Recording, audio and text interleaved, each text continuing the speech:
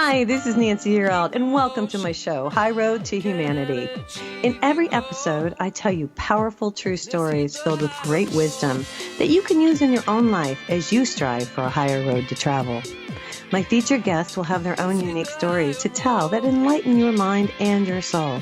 So kick back, relax, and learn the secret to success when you take the high road. First touch, strong connection, it lays deep in your soul.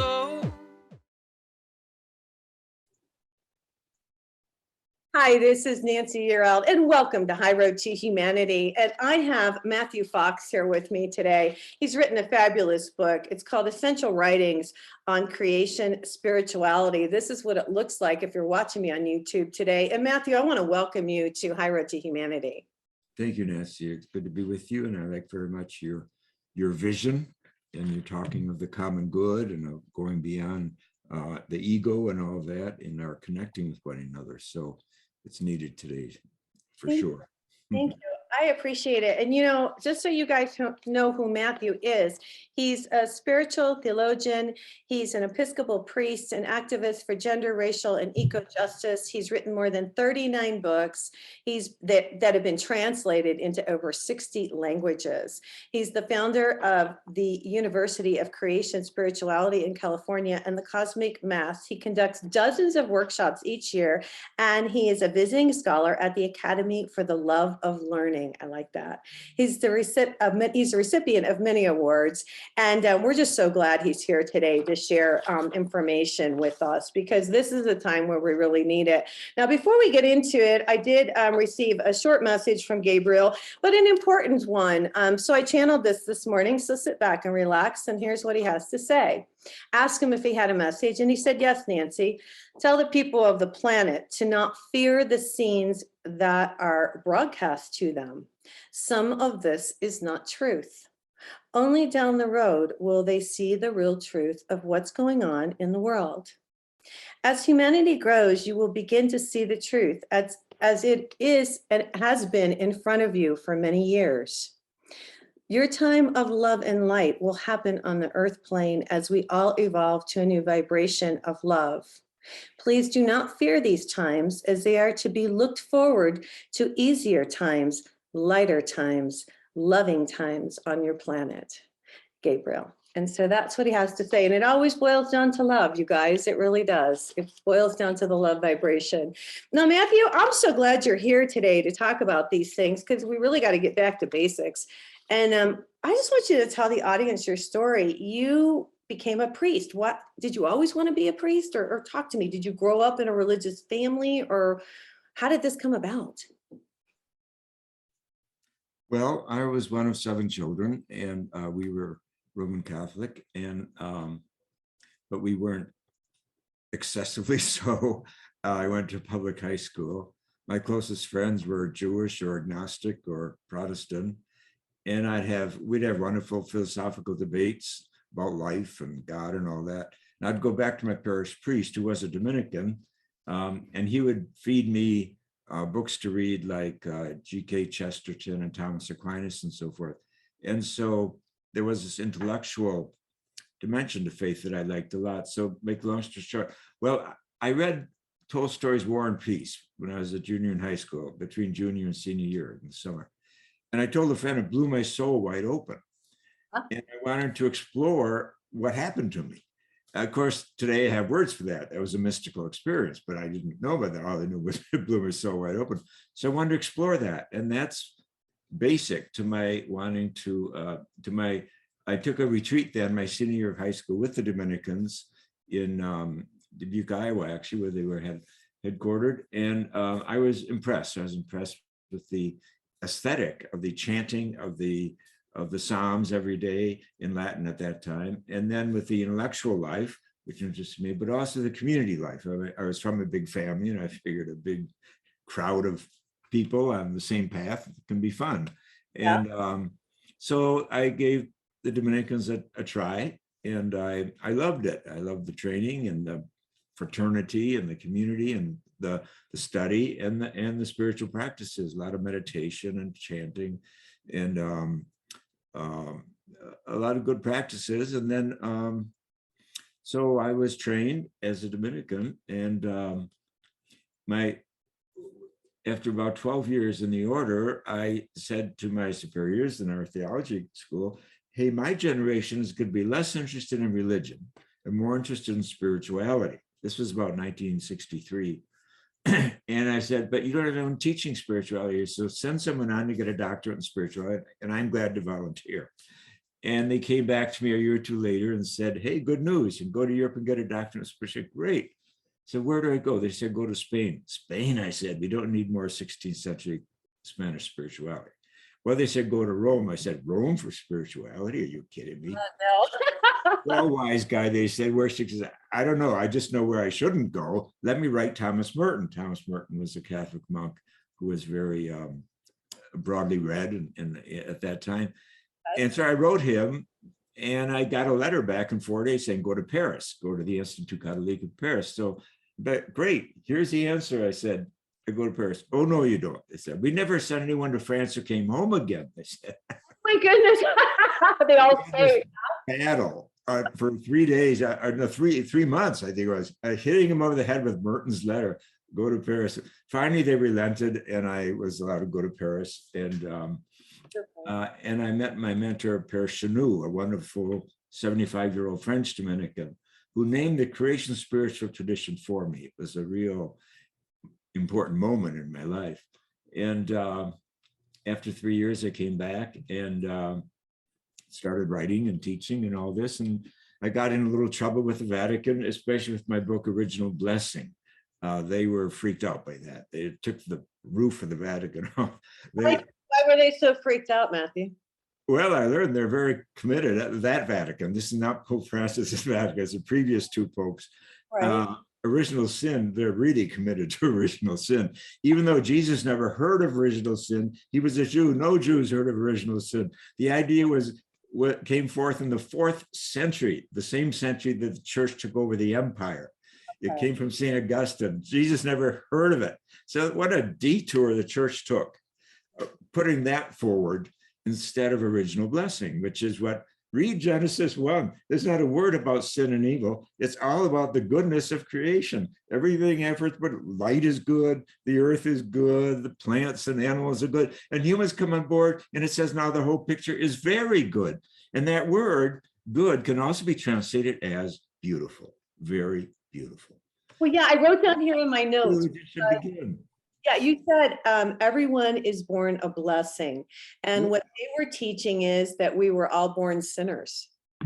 Well, that's what I was objecting to. Yay. Not just humans that are born good, the whole damn universe, 13.8 billion years is very good. It's beautiful. It's a blessing. And look what we're doing now with our intelligence. We just sent out the Webb telescope, which is going to pick up light, the first light of the universe. I remember, you know, when we hear light, let there be light, and all this light is good, we think the sun, we think sunlight. No, this is billions of years before the sun ever came on board, right? And this, and even in Genesis 1, it doesn't say the sun comes after, let there be light. So there's light that's older than the sun, and that's what we're going to be picking up. I mean, what could be more exciting and awesome than that? So, but you know, obviously there's evil in the world, and humans are the problem. But I love what Rabbi Schachner says. He says, there's more good than evil in the world, but not by much. So it is a struggle. It is a battle. I agree. And we're in it today. We're in it with the climate change. I mean, we are facing our extinction. Let's not cover that up and go into denial. We're facing our extinction. We have 7 years left, according to science and United Nations, to turn things around. I mean, already the sea is rising. Check out Miami, check out New Orleans, and check out these islands where people have to flee because they no longer have fresh water because seawater is swamping the fresh water. So this is real. hold on. I'm going to stop you a second. I just want to ask a question. You know, I understand how you feel about climate change, but what I'm really thinking is that as we ascend as a people and as our vibration, raises, and as more people become kinder and more compassionate and loving, that a lot of these things with Mother Earth and all of that will settle down. Because to me, and I just will throw this out there, it's a lot of this negative energy that has caused a lot of these issues, because everything's energetic. We're energetic, the world is energetic. And don't you think that all this bad energy has created a lot of this, and maybe as we ascend and wake up, it will make a difference? What do you think, Matthew? Well, of course, that's what we all hope for. But part of waking up is waking up to the shadow that is in all of us, and that follows us as a species, as certainly in human history, and all this empire building, and even when religion goes bad and so forth, there's shadow. And in fact, there's a great saying among the medievals: corruptio optimi est pessima. Corruption of the best is the worst. And of course, today we're facing the corruption of democracies and the rise of authoritarianism and so forth. So, we can't run from that, but absolutely the solution is what you're talking about. We have to go deeper into that which is beautiful and good and sacred. Right. Now, I'm wondering, I feel like, and I've had a lot of people on the show, I want to get your feeling on this. COVID has actually been a blessing in a lot of reasons, in a lot of ways, because people have had to go within. And it's really about going within, like you were talking about. We all have a dark side, we have a light side, but when you go within and you work on yourself, because we all have to go in and work on each of us individually, each soul. And as we do that, I think the COVID kind of made us stay home and think about what was really important. How do you feel about that? Oh, I agree that there is a silver lining in all struggle and all darkness, and that this is one of the silver linings in COVID. I think another is that a lot of people became very courageous. I think of the frontline workers, in hospitals and so forth, and very generous. I mean, the hours that nurses know what put in through those worst of pandemic moments is very moving, really, and not just hospital workers, but the grocery shelf people and everybody, who we call essential workers. So and again, part of that is courage itself. And just like we're seeing in Ukraine here, the whole country is showing that ordinary people can be very courageous and generous. And that's something that, we don't get a lot of in our culture. I don't know of colleges that have courses in Courage 101 and Courage 303 or anything like that, but they should, because without courage, there's no spirituality, there's no inner strength. I mean, look at the people we admire, whether it's Jesus or Buddha or Black Elk or Gandhi or Dr. King or Dorothy Day. A part of their gift is their courage. And remember, the word courage is two French words, cœur, large, a big heart. So what you talk about is so true. How do we grow our hearts? There you go. So we become generous and we become courageous, and we work together and work over our differences, Hey, we got to go to commercial break, you guys. I'm here today with Matthew Fox. His book is Essential Writings on Creation Spirituality. This is Nancy Yearout. This is High Road to Humanity, and we will be right back. Welcome to the Ascension Institute annual program. It is my sincere desire to support you and to bring you to a new level of mastery that will allow you to serve humanity in the way you've always wanted. My name is Maureen St. Germain, and I have led this program for over 7 years. It is my sincere gratitude that allows me to offer this to you at this time. Check it out. Thank you for listening.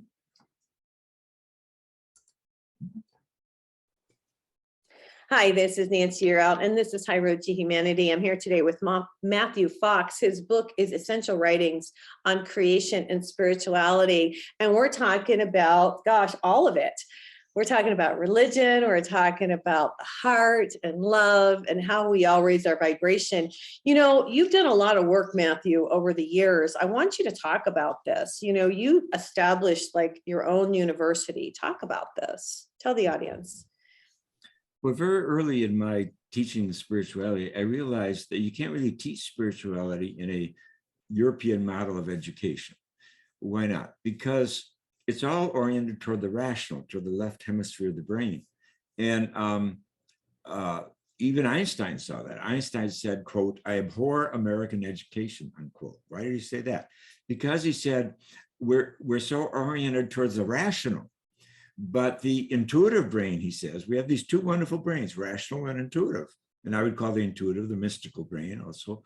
But he said, values come from the intuitive brain, not from the rational brain.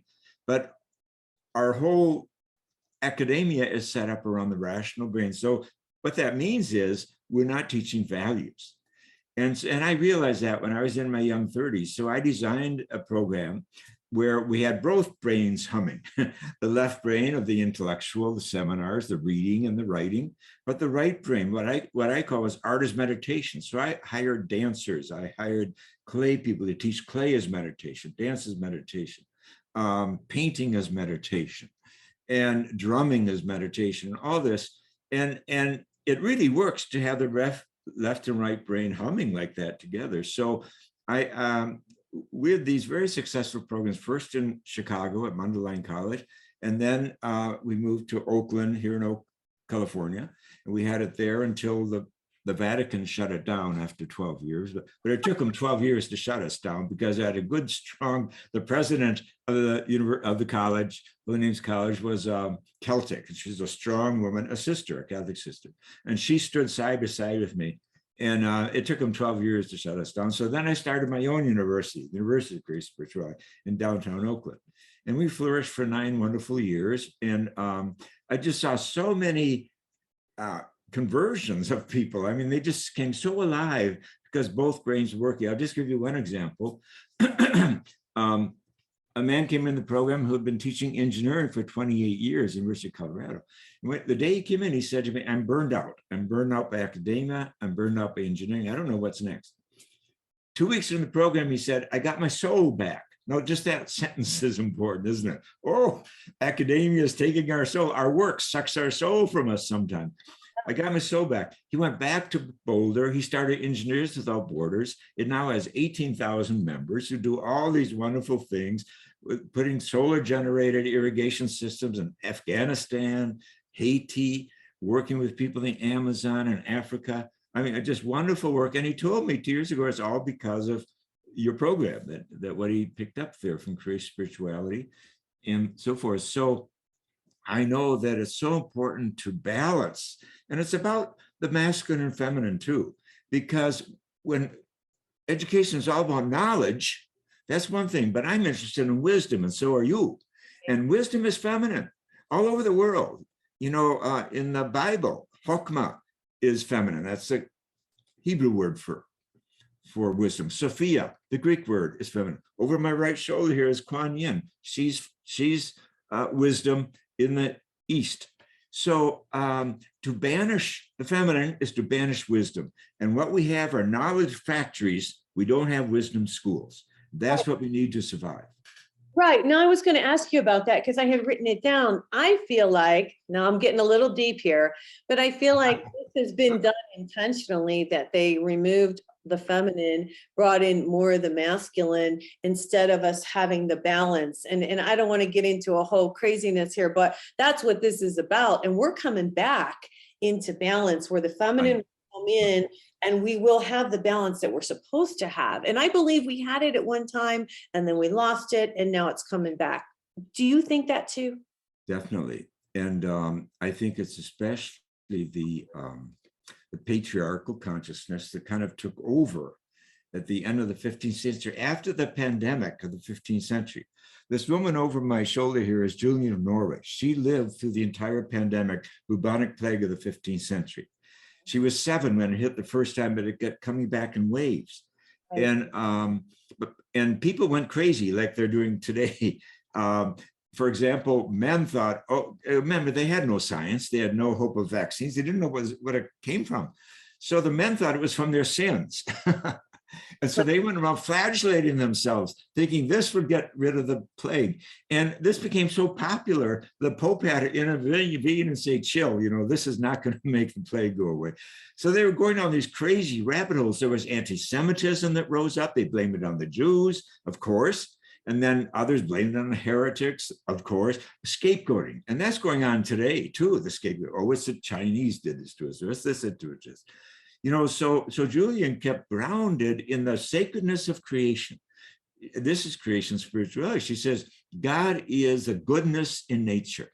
Remember, we started with that word, goodness, original blessing. Blessing is a word for goodness. And she just stuck through that. She was the first woman to write a book in English, and a great mystic. But, her book wasn't published for 300 years because, just like you say, patriarchy had banished the feminine and is still trying to do it. But it's coming back for sure, the strength of the women's movement, but also men are opening up to a yearning for a balance again and finding the feminine inside. Adrienne Rich, the wonderful feminist poet, says, patriarchy teaches fatalistic self-hatred, And to me, that's a very powerful phrase. And yeah, that's what original sin is about, that you start hating yourself. And that's not what life is about. We are here to love ourselves and others, as Jesus said, love others as you love yourself. Hey, if you hate yourself, you're not going to be a very good neighbor. You're not going to be very good at loving others. Yeah. And we've got to clean that up, and get in touch. And that's where I think science helps so much today. This new creation story, 13.8 billion years brought the earth here, brought us here. I mean, we've been loved. That's what Julian Norris, the great mystic, says. We've been loved from before the beginning. Yeah, this is like a conspiracy of love, that the universe took all these turns, subtle ones, over the 13.8 billion years. And here we are to talk about it and to praise it and to celebrate it. Why the hell aren't we doing that instead of fighting wars? Exactly. You and I are on the same page. I agree. I believe that there was some intervention to manipulate humanity, and that's where the male came in stronger than the female. And I am glad it's going back to balance. And I see that. I see people starting to realize, don't you, what's important? And that one thing I want to say, Matthew, what I'd like to see taught in our schools, in our elementary schools, is how to connect with, and you can call them God, you can say creator, you can say source, everybody has their own word, but there's a higher vibration. And when we meditate and we take a few minutes, and I'm sure you can attest to this, and you connect with that, that's what brings you fulfillment on the inside. It's not all the stuff that we buy on the outside. And so if we could teach our kids when they're young to connect with that energy, that to me will bring peace and balance. I want to know what you think. Well, absolutely. I think you see what meditation does, and as you say, there's so many varieties of it. We have a smorgasbord today, a banquet, because all the religions are rubbing elbows together. It's a great moment in history in that regard. But meditation does is calm the reptilian brain. And I know that because reptiles, they aren't real good at bonding, but they're great at lying alone in the sun. They're great at solitude. And that's what meditation is about. It gets to your place of stillness, and emptiness, out of which the mindfulness can happen. But there has to be that emptiness. And there's just so many evidences of this. All human tribes, when they were healthy, have had ways to instruct not just the children, but then the adults as well, into finding this inner peace and inner calm. And out of that, we need to operate. Here's just one little story. In San Francisco recently, the schools are in such disarray that they hired a yoga teacher in a public school system to teach yoga. And they interviewed this one fifth grader. And they said, what's yoga like for you in school? He says, I come to school grumpy, and yoga makes me not grumpy. So I think that's a pretty good endorsement of yoga and of the human condition. What can make us non-grumpy? Let's try it, because plenty of us are far too grumpy. I agree. Hey, we got to go to commercial break. You guys, I'm here today with Matthew Fox. His book is Essential Writings on Creation Spirituality. This is Nancy Yearout. This is High Road to Humanity, and we'll be right back.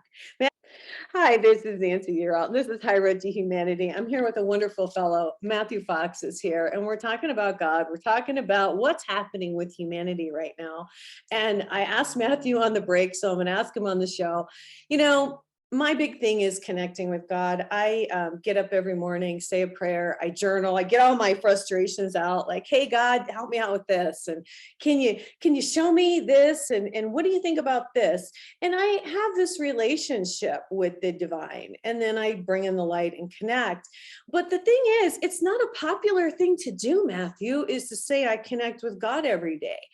And why is that, you think? Well, I think the word God carries a lot of baggage with it. It's been abused. We have, for example, we've stamped God's name on every coin and dollar bill, and I presume on every MX missile too, in God we trust. You know, previously we used to be more reverential about the word. In the Jewish tradition, you're not even allowed to write the word or to speak it very often. You know, you have kind of these side words. But another reason is that we've been talking about patriarchy, and the human condition, we project it onto God. More humans think of God in human image than us in the divine image. And we don't, and that's where stillness and meditation, what's called the apophatic divinity, is so important. The apophatic divinity, as Eckhart says, God is super essential darkness, who has no name and will never be given a name. That's the God of darkness, the apophatic divinity. And Aquinas says, we do not know who God is. We only know what God is not. So we have to get back to this mystery dimension of divinity, and we can't be overusing the word God. Now, I wrote a whole book on this recently called Naming the Unnameable, 89 Beautiful and Useful Names for God. So the mystics give us permission to come up with new names for God. And like you've mentioned, the word spirit and the word divinity and the word creator and so forth. And also wisdom is a name for God, and justice and compassion are names for God. But science is giving us new names as well, like flow and energy. And I notice energy is important in your vocabulary too. So I have 89 names like this taken from science. One scientist, a physicist, said God is the mind of the universe. Yeah. And he said, mystics have always said this, but now that I'm a scientist, people are going to start listening. Because people today are more interested in listening to scientists than theologians. I don't blame them. I get bored with theologians too. That's right. I don't want to interrupt you, but don't you feel like it's the vibration? It really is. I mean, I have to get down to the nitty gritty here. It's that love vibration. It's that connection. It's the connection with our creator. That's what this is. I feel like, and I'll just talk, this is just me talking. I feel like my connection with the creator has made me so much more joyful, so much more balanced. And so you can call it whatever you want, but it's that energetic connection. It's that vibration that you bring within your heart and soul, because there is a piece of God in all of us. Well, absolutely. In fact, these great mystics, Aquinas said, God became a human being in order that human beings might become God. And Hildegard of Bingen said that we call all the light sunlight. So she said, but there's only one sun. So we are the radiance of God. There's one God, but we're all these pieces of God that we call, like there are pieces of the sun we call, oh, the sun is coming in. So we say God is coming in. But you know, this word vibration that you use a lot, I'd like to just dwell on that a bit because it's very important. And I associate with the first chakra. The first chakra is all about vibration, and it links us to the knee sub-chakra and the foot. So one way to bring God in is the indigenous way of praying by dancing. With your knees bent, you see, and connecting to the Mother Earth and Father Sky, because you roll your shoulders just slightly, but you connect. So we're bringing together the divinity that is present in the whole universe, as the Bible says that the whole world is filled with God's glory, and ducks are glory. So I think that the first chakra is where our tailbone is, which actually medicine calls sacrum, the holy bone. And I think that's why animals, my dog's right here, they're so advanced, I think, because they have tails and we don't. See, so the tail has more, picks up more vibration than we do. And we don't know that every atom in the universe is vibrating. Yes.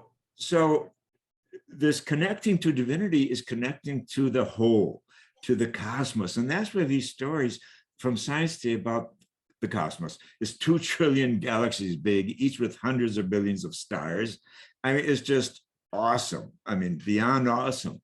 And that's where the real charge, electric charge, I think, of a new mystical awareness, you've been talking about this in your own language, about a new consciousness, is going to be feeding us, I think, that we're part of something vast and beautiful and scary. As Rilke says, you know, beauty and terror go together. So God is joy. That's another name for God. And joy is the surest sign that we've had a mystical experience. And so I just want to support you there too, that joy is so important. It's the test. And even in hard times, especially in hard times, we have to go deep enough that the joy, the roots of joy are still nurturing us so that we can face the darkness and the shadow and try to contribute to do something about it. You know, what you said really hit home, because I didn't talk about bringing the light up from the earth. And I do that too. And I want to talk about that. And I want to know your feelings. Now, I really feel, Matthew, you're the perfect person to talk to this about. I feel like we've really lost the energy coming from the earth. Like you talk about your dog, because we wear shoes now. Now, when we take our shoes off and we go outside and we stand on the earth, we feel that vibration coming up. And what I do in the morning is I'll visualize the connection to ground myself with Mother Earth. And then I bring up the light. They say, as above, so below. So I believe, and I want to know your thoughts on this, I believe there's light above and light below. So you bring it down and you bring it up because the energy also is coming up from the earth. What do you think? And then connect it that way. Well, of course. And of course, the earth is just a small ball whirling in the cosmos. Really, there isn't, you know, Buckminster Fuller, I heard him speak years ago, he said, anybody who's using the words up and down is out 500 years out of date. Okay. In a round, curved universe, there is no up and down. He said, airplane pilots don't radio to the control tower, now I'm flying up and now I'm flying down. They say, now I'm flying in and now I'm flying out. So we should think more in terms of in and out. And then that puts things more in the context of how we envision the earth as round and the universe as round. There is a down, if you will, and there's an up. But this is where, like, praying the 4 directions, the 7 directions is really valuable too, to bring in, like I like to bring the angels from each of the 4 directions, and then of course then the sacredness of the earth, which is below, and the sacredness of the sky, which is above, Father Sky, Mother Earth. That's part of the masculine feminine thing that we're not balancing very well these days. And then of course it all comes together in the 7th place, which is the heart. And the heart is the center for all this energy.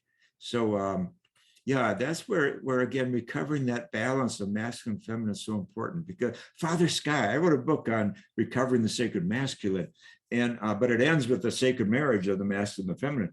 But one of the archetypes, I provide 10, the first one is Father Sky. The modern age killed Father Sky. Why? We were told for 300 years the universe was a machine, and there's all dead parts out there. There's all dead parts. So men had to hunker down like this, and then these great wars started because men had to get in line and everything. But the point is, now the whole sky's opened up, and the universe is not a machine. It's nothing like a machine. The nearest thing to the universe is a zygote that has grown into a being that is still expanding and still growing. So that's the new symbol from science itself about where we are and who we are. So what an invitation for us to grow and for us to expand the heart and to honor Father Sky again, whether we be male or female, and Mother Earth. Mother Earth got a bad rap too. And look what we're doing to her, because we become, and you mentioned it in your description of your program here, we become so narcissistic as a species. And Pope Francis uses that word, and I give him credit for that. Really, it's all about us. I think, therefore I am. Well, bully for you, Descartes, but that's bullshit. You are, because there were 13.8 billion years of work on the part of nature and God to bring this peculiar species on this beautiful earth here. So shut up and learn something about your real origins, and don't put the I first, because the I first never survives. Well, and I just want to, and I agree with you on this. We don't value life, Matthew. This is one of my big things that I'm on right now. I had a lady on my show. I'll tell you this before we go to commercial break. She was all about the ETs, and she came on my show and she was talking all about the extraterrestrials. And she said, you know what? One thing that the extraterrestrials can't understand is why we don't take care of our own. And that really hit home with me, because I thought, why don't we take care of each other? It comes down to taking care of each other and being compassionate towards each other and kind, and the love. Anyway, we got to go to commercial break, but I wanted to mention that. You guys, I'm here today with Matthew Fox. His book is Essential Writings on Creation, Spirituality. This is Nancy Yearout. This is High Road to Humanity, and we'll be right back. Hi, this is Nancy Yearout, and it's High Road to Humanity. I'm here today with Matthew Fox. This is his book. If you're watching me on YouTube right now, it's Essential Writings on Creation and Spirituality. When did this come out, by the way, Matthew? Well, it just came out 2 weeks ago, I think. Yeah, it's a brand new book, you guys, and I'm sure it's doing very well. It's a collection of my writings, it's excerpts from my books over the years. Yeah. Right. Well, a series on modern spiritual masters put out by Orbis Books. Yeah. Matthew, if people want to get in touch with you, do you have a website or do you have an email that people can contact you? There's a website, matthewfox.org, 2 T's. But every day I do daily meditations with Matthew Fox. So you can go to that website too, and they're free. And so just run all the words together, daily meditations with matthewfox.org, and you can catch me there too. Daily meditations. I'll put that on the YouTube, Daily Meditations with matthewfox.org. Okay. Hey, on the commercial break, or right before we went to commercial break, I was talking about how we just don't value human life. We're so lucky. I'll just say this and then I'll let you talk. I just feel like we're so fortunate to be here and alive, experiencing. I mean, we are experiencing so much. We get to walk outside. We get to go swimming. We get to do whatever we want. We can sing. We can dance. We're so fortunate, and we don't even realize it. Yes, I sometimes define the mystic as one who doesn't take for granted. A lot of mystical meditation or practice is simply your breath, listening to your breath, being with your breath. And notice, we can take breath for granted. If you've been present for the birth of a child, that first breath is awesome. If you've been present when someone dies, that last breath is awesome. But in between the two, we can easily take it all for granted, which is kind of stupid. We think everything else is more important, but actually I would say the bottom line is breath. And the word breath is the same as the word for spirit.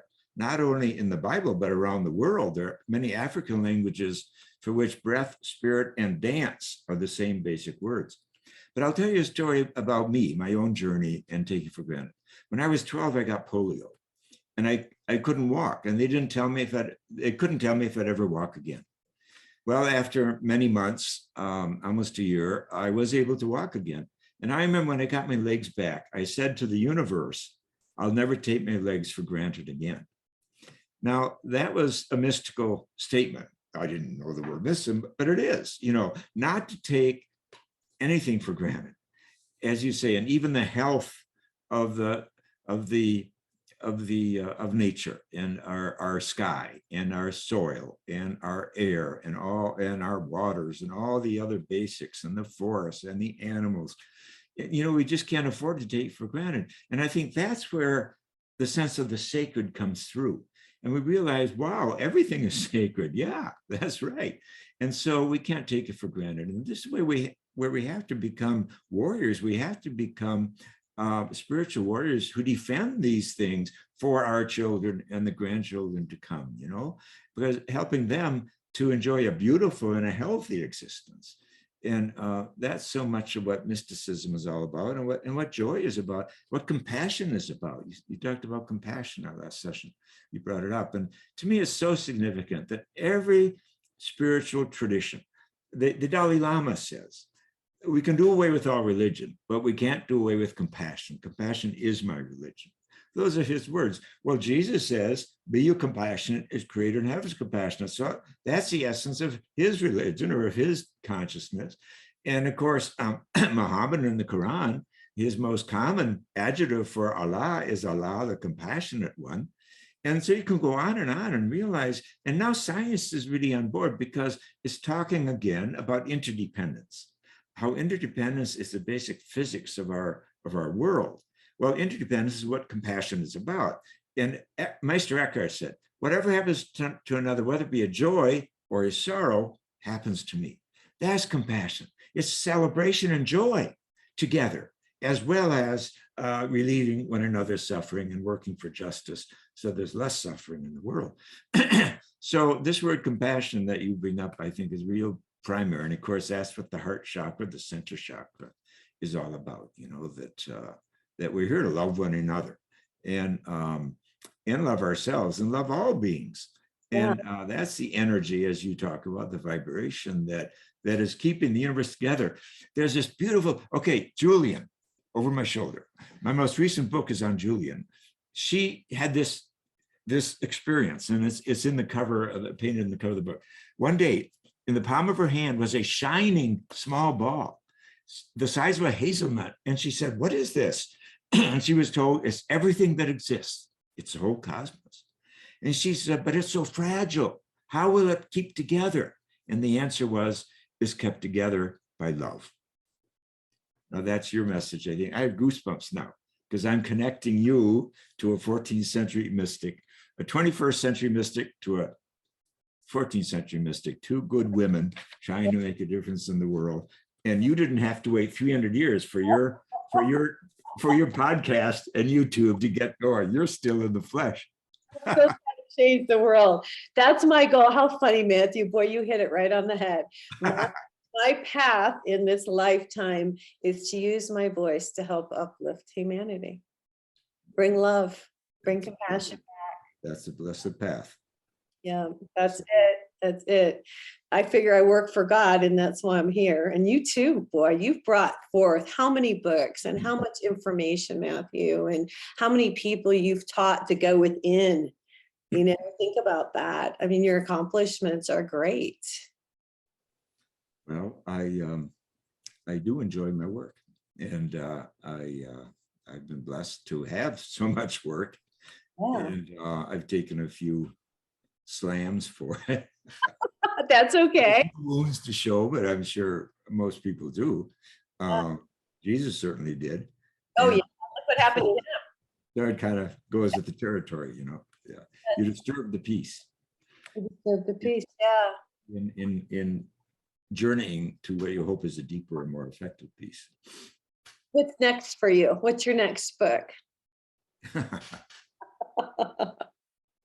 Well, I am working on a book on Jesus, actually. I've written 2 books on the cosmic Christ. Wow. But, and of course I bring Jesus in my writings, but I have an angle on looking at Jesus that and understanding his work and life that I think is special. And so I'm trying to take that particular angle and share that with people and let them play with it for a while too, because I think it's a wonderful way of kind of summarizing Jesus' work and life, and it's useful. It's very practical, I think. Yeah. I'm going to ask you something unpractical, but hey, it's in Revelations. So do you feel, as we raise our vibration, I just want to get your take on this before we get out of here today. Do you feel that Jesus will we ascend and he descend? How is this going to happen? Will he come back? Well, my first book on the cosmic Christ is called I talk about the second coming, but the second coming is what happens within us, that we are other Christs. we're other Christ. And we have to start acting like it and wake up to the responsibility of it, as well as the dignity of it. I think humanity has been in our adolescence for long enough. I really do. And I think this is what we've been in our adolescence, and this is what all these crises are about. We are facing our extinction as a species, period. There's just no doubt about that. That's what climate change means, but also nuclear war means that too. And so we have to make a shift. And that would be the second coming of Christ. I like that. No, it's true. And I think, and I'll say this really quickly before we get out of here, that, sometimes it takes this big thing for people to wake up and realize what is truly important. And unfortunately, I think that's what it's going to take for everybody to, wake up to the situation. True, but what you've been saying about the pandemic, that got a lot of people to think about values, about, for example, work. So many people have dropped out of their particular job because they realize this is not honoring my dignity or my place in the world. It's not giving me something to serve others by, etc. So I think for a lot of people, and of course it was terribly expensive, 4 million people around the world have died of this pandemic so far. In America, close to 1 million, right? If I have the numbers right. But the point is that all this loss, we want to try to find the meaning in the loss and to learn from it, so that we're no longer taking for granted. We're no longer taking for granted our loved ones who are no longer at the table because they died of COVID, for example. And so all this, kind of brings together our entire conversation, doesn't it? Yeah.